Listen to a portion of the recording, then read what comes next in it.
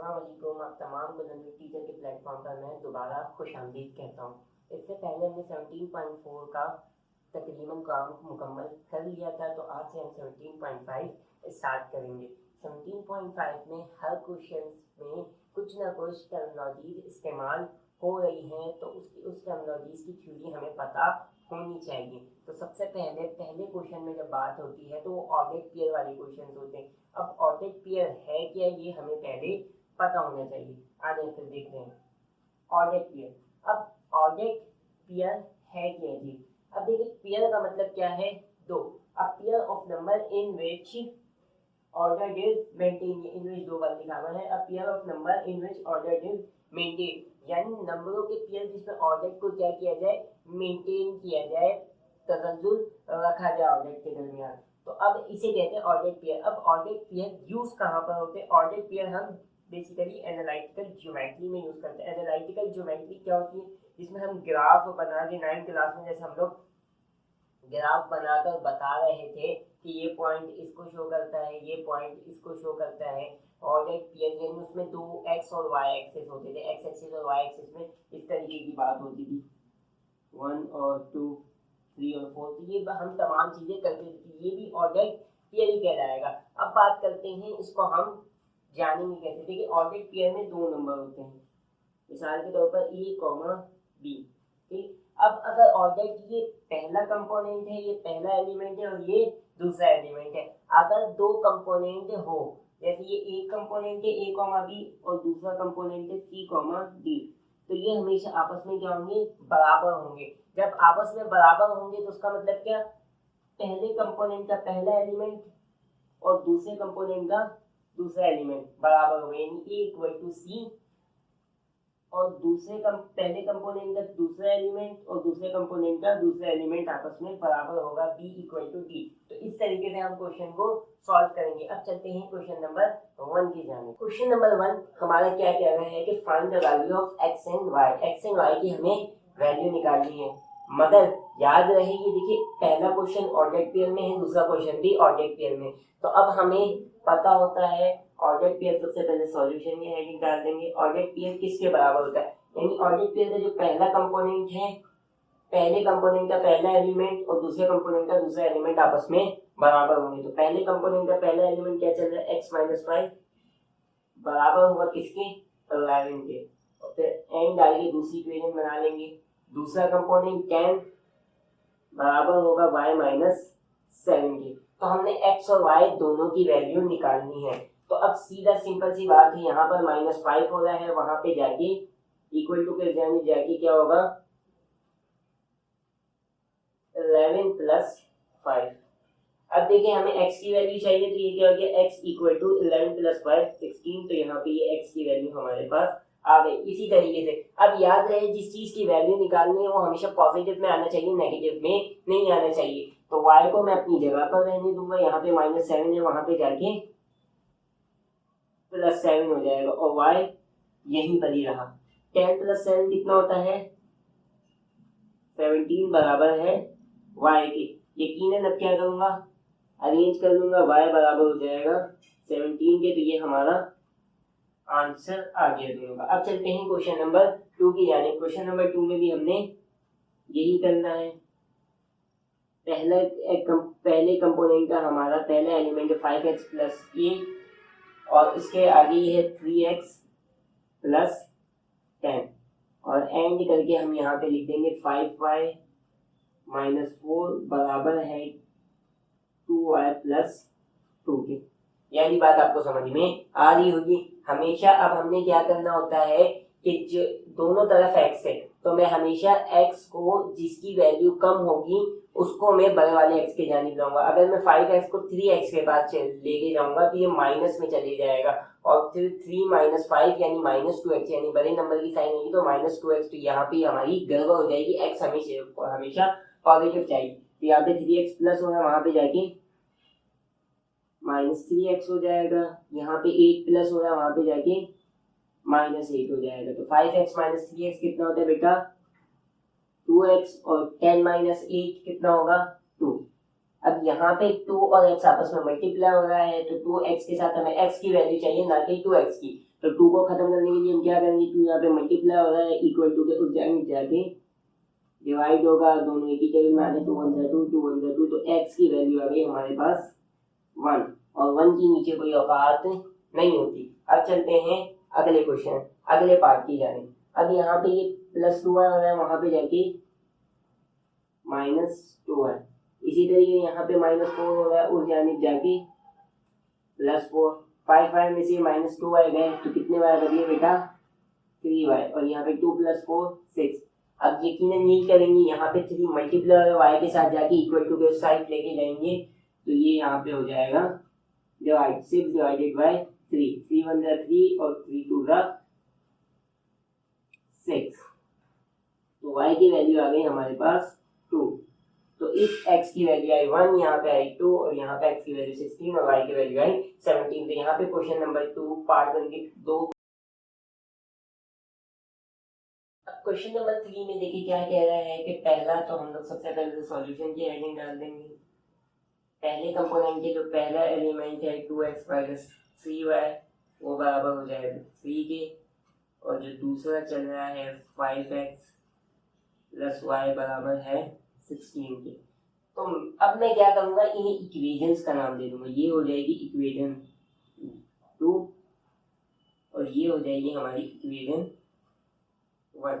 अब ये नाम देने का क्या फायदा होगा वो हम आगे जाएंगे। अब देखिए यहाँ पर भी x आ रहा है, यहाँ पर भी y आ रहा है, यहाँ पर भी x आ रहा है, यहाँ पर भी y आ रहा है, यानी मैं किसी भी में से x और y की वैल्यू निकाल नहीं सकता डायरेक्टली। तो मुझे क्या करना पड़ेगा, ये पहली इक्वेशन 1 में से मैं x की वैल्यू निकालूं और दूसरी इक्वेशन में डाल दूं, या फिर दूसरी इक्वेशन में से y की x की वैल्यू निकालूं उसको पहली इक्वेशन में डाल दूं। तो मैं पहली इक्वेशन में से ये करता हूँ कि x की वैल्यू निकाल लेता हूँ, लेकिन इजी हमारा यही रहेगा कि पहली इक्वेशन में से मैं y की वैल्यू, दूसरी इक्वेशन में से y की वैल्यू। तो मैं क्या करूंगा, दूसरी इक्वेशन में से y की वैल्यू निकाल दूंगा, y यहीं पर ही रहा, यहाँ पे 5x प्लस हो रहा है, वहां पे जाके माइनस, तो 16 माइनस 5x, तो ये हमारी हो गई y की वैल्यू। अब मैं क्या करूंगा, यहाँ पर एक चीज लिख दूंगा, पुटिंग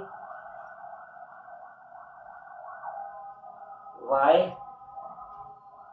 इन इक्वेशन 1। अब जहां जहां पर y आ रहा होगा इक्वेशन 1 में, वहां वहां मैं उसकी वैल्यू पुट कर दूंगा। तो यहाँ पे क्या हो जाएगा, 2x माइनस 3। अब देखिए 3 और y आपस में क्या हो रहा है, मल्टीप्लाई। यकीनन अगर मैं y की वैल्यू रखूंगा तो वो भी 3 के साथ क्या होगा, मल्टीप्लाई होगा। तो 3 एडेड आ गया, y की जगह पे मैं उसकी वैल्यू रख दूंगा 16 माइनस 5x बराबर हो जाएगा किसके, 3 के। तो अब हम आसानी से x की वैल्यू निकाल सकते हैं। ये हो गया हमारा 2x, क्योंकि 3 बाहर है ब्रैकेट के, तो 16 से भी मल्टीप्लाई होगा और 5 से भी। तो 3 16 का हमारा होता है 15 और हमारा होता है 48, और फिर 3 5 का हमारा होता है 15x। अब याद रहे यहाँ पे देखिए माइनस प्लस माइनस, और यहाँ पे माइनस माइनस क्या होता है, प्लस, क्योंकि इसकी साइन भी मल्टीप्लाई होगी। 3 5 का 15, सबसे पहले साइन का काम मुकम्मल कर लीजिएगा, माइनस माइनस प्लस। तो हमारा हो गया ये क्वेश्चन सॉल्व तकरीबन। अब देखिए ये 2x है, ये 15x है, आपस में प्लस माइनस हो सकते हैं, मगर इसके साथ भी प्लस है, इसके साथ भी प्लस है, तो प्लस प्लस प्लस होता है। तो ये हो गया हमारा 17x। अब यहाँ पे माइनस 48 है, वहां पे जाके प्लस 48, तो यहाँ पे हो गया हमारा 17x बराबर है 3 प्लस 48, हमारा हो जाता है 51। तो अब यहाँ पे हम लोग आगे का हिस्सा यहाँ पे मुकम्मल कर लेते हैं। अब यहाँ पे ये 51 क्या हो रहा है, 17x, हमने x की वैल्यू निकालनी है, ना कि 17 क्या हो रहा है, मल्टीप्लाई हो रहा है, और इक्वल टू के जाने जाके वहां पे क्या होगा, डिवाइड होगा। यहाँ पे मैं लाइन डाल दूं कंफ्यूजन ना हो। तो x बराबर है 51 डिवाइडेड बाय 17 के। अब देखते हैं 17 के टेबल में 51 आता है या नहीं। यकीनन 17 सीधा मैं कर भी देता हूँ, 17 सीधा हमारा 51 आता है, 3 7 आता है 1 और 2, 3 1 3 और 5, यानी 17 सीधा हमारा 51 आता है। तो हम लोग काट देंगे, 1 और 3 आ जाएगा, x बराबर आ जाएगा 3 के, और नीचे 1 की कोई औकात नहीं होती, तो हमारे x की वैल्यू आ गई 3। अब आपकी मर्जी, आप इक्वेशन 1 में डाल के x की वैल्यू डाल दे, y निकाल दे, या इक्वेशन 2 में डाल के x की वैल्यू y निकाल दी, या फिर इसी को इक्वेशन 3 का नाम हम दे देते हैं। और यहाँ पे क्या लिख देंगे, अब अगला पार्ट 14 x इन इक्वेशन 3। तो अब इस वाली इक्वेशन 3 में मैं x की वैल्यू पुट कर दूंगा तो मेरे पास y की वैल्यू आ जाएगी। तो y बराबर है 16 माइनस 5k, और x इसके साथ क्या हो रहा है, मल्टीप्लाई, तो x की वैल्यू भी इसके साथ मल्टीप्लाई होगी जो कि 3 है। तो क्या हो जाएगा, y बराबर है 16 माइनस 5 3 15, और y की वैल्यू आ गई हमारे पास 1। तो हमारे पास आंसर क्या है, 3 और 1, 3,1। तो यही है हमारे क्वेश्चन नंबर 1 के तमाम पार्ट्स मुकम्मल हुए। अब चलते हैं क्वेश्चन नंबर 2 की जाए। अब बात करते हैं कार्टेशियन प्रोजेक्ट की। कार्टेशियन प्रोजेक्ट मैं पहले भी बता चुका हूँ, उसको हम लोग किस तरीके से सॉल्व करते हैं। मगर हमारे पास जो क्वेश्चन है वो क्या है, if set P has 10 element in Q has 50 element, तो फिर बताओ नंबर्स ऑफ एलिमेंट इन दोनों के दरमियान अगर ऑपरेशन करेंगे तो कितने बनेंगे, इन दोनों के दरमियान ऑपरेशन करेंगे तो कितने बनेंगे, और इन दोनों के दरमियान ऑपरेशन करेंगे तो कितने बनेंगे। तो उसके लिए हमें जरूरी है कुछ समझना। अब कार्टेशियन प्रोडक्ट यानी दोनों के दरमियान, कार्टेशियन प्रोडक्ट का मतलब यही होता है दोनों साइड, दोनों के एलिमेंट्स को आपस में जोड़ के एक एलिमेंट बना दिए थे। अब कैसे बनाते हैं वो हम समझ लेते हैं। जैसे ए साइड में हो हमारे पास 1,2 और बी में हो 3, 4 और 5, और ए मल्टीप्लाई बी मुझे निकालना हो तो मैं कैसे निकालूंगा, यकीनन आपको पता होगा। पहले 1 को मल्टीप्लाई कर दूंगा 3 से, यानी 1,3, फिर 1 को 4 से, यानी पहले एलिमेंट के, पहले सेट के जितने भी एलिमेंट होंगे, पहला एलिमेंट होगा उसको मैं बी सेट के जितने भी एलिमेंट होंगे, यानी दूसरे सेट के जितने भी एलिमेंट होंगे उन तमाम को बारी बारी साथ लिखता जाऊंगा। और जब वो खत्म हो जाएंगे तो फिर मैं पहले सेट के दूसरे एलिमेंट की तरफ जाऊंगा और फिर तमाम को मल्टीप्लाई करता रहूंगा। अगर तीसरा एलिमेंट होगा तो तीसरे को भी तमाम के एलिमेंट के साथ लिखता जाऊंगा, और ये जब तक तमाम चीजें खत्म नहीं हो जाएगी, जब तक ये काम चलता है। तो 1,3, 1,4 और फिर 1,5। अब यहाँ पे तमाम खत्म हो गए 1 के साथ, अब कोई भी नहीं बचा तो अब 2 के साथ लूंगा। 2,3, 2,4, 2,5। तो ये है हमारा कार्टेशियन प्रोडक्ट निकालने का तरीका। अब कितने एलिमेंट है, ये पूरा एक जो है कंपोनेंट है वो हमारा पूरा एक एलिमेंट है। पूरा जो हमारा ऑर्डर्ड पेयर है उसको हमने एक एलिमेंट का नाम दे दिया है। तो 1, 2, 3, 4, 5 एंड 6। तो कितने एलिमेंट है, 6 एलिमेंट। यानी पता कैसे चला कि जो जितने साइड्स के दरमियान कार्टेशियन प्रोडक्ट कर दिया जाए, अगर उन तमाम का जितने भी एलिमेंट, यानी मैं ओ ऑर्डर ए निकालूं तो हमारे पास ऑर्डर ए कितना है 2, क्योंकि उसमें कितने एलिमेंट है 2। अगर मैं ऑर्डर बी निकालूं तो उसके कितने एलिमेंट है 3। यानी अगर मैं इन दोनों को मल्टीप्लाई कर दूं तो मुझे पता चल जाएगा कि नंबर्स ऑफ एलिमेंट हमारे कितने बनेंगे, यानी ये सेट्स हमारे कितने बनेंगे। तो 2 × 3 करूंगा तो हमारे हो जाएंगे 6। यहाँ पे ये बात प्रूव भी हुई, कितने एलिमेंट बन रहे हैं बेटा 6, 1, 2, 3, 4, 5, 6। अब इसी तरीके से इसको कर लेते हैं P मल्टीप्लाई Q। P के पास कितने एलिमेंट है 10 एलिमेंट, और Q के पास कितने एलिमेंट है 15। तो कितने बनेंगे 150 एलिमेंट। फिर इसी तरह Q मल्टीप्लाई P कर लेते हैं।